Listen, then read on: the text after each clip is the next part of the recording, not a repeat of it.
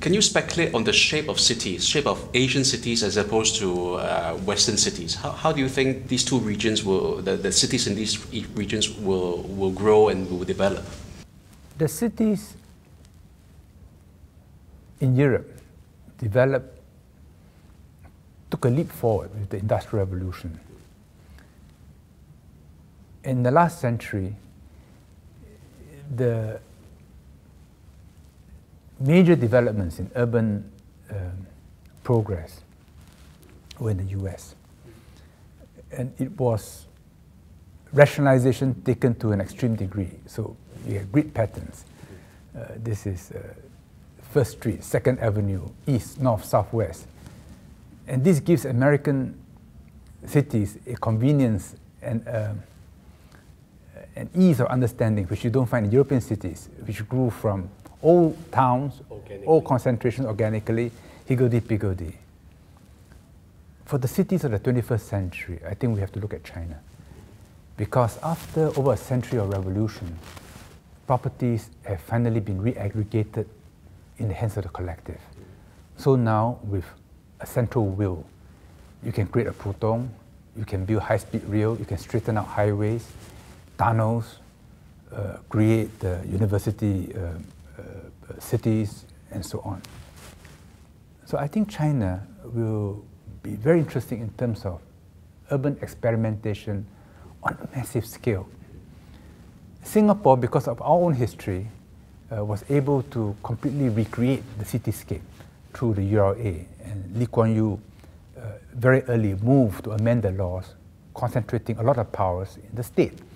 And this enabled us to almost redesign the city, but while keeping some older elements. I mean, one may argue that we should have kept more, but we have not done too badly.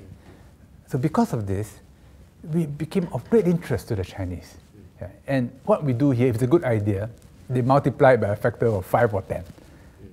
But that's China. It's become a little boring, however, that the cities are beginning to look alike. It's always you get her saying, and then you get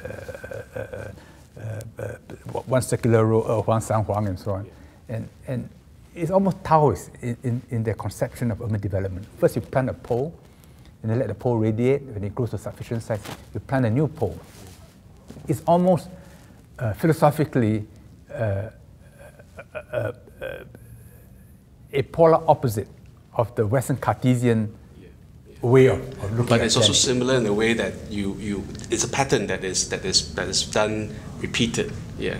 Yeah, but it's also replicated. Yeah, it's replicated. That's what I mean. Yeah.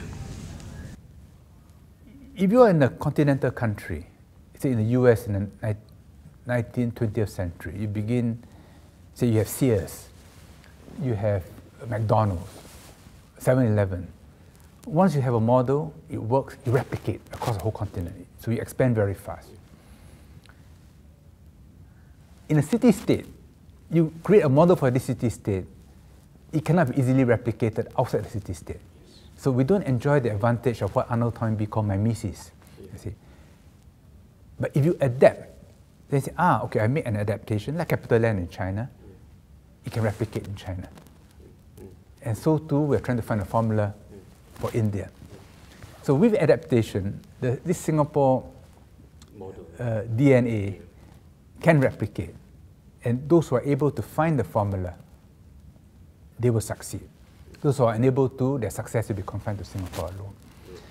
And as for bigger countries, they sometimes have the weakness of their strength in that you succeed in China, you succeed in the US, and you're so big, you have no need to move beyond. And one day you find that, I'm at a disadvantage because I'm so specialized, so evolved for that particular environment. When you move out of that environment, you are not adapted. So I would say in this age, there's no point reinventing the wheel, but you need different kinds of wheels for different roles. So those who are alert to adaptations, who know what are the important ideas already existing, make use of them, adapt them in a new environment, and then succeed in replicating, they will do very well. How would you avoid the homogenization of the urban landscape? Because people have spoken about the Coca colonization of the world. If you travel, sometimes you don't know which airport you're in, because they're all the same shops, the same products, the same fast foods. And you say, oh, where am I? They all look identical now. So the world, to that extent, has become a little boring. Will it become flat? As Thomas Friedman suggests.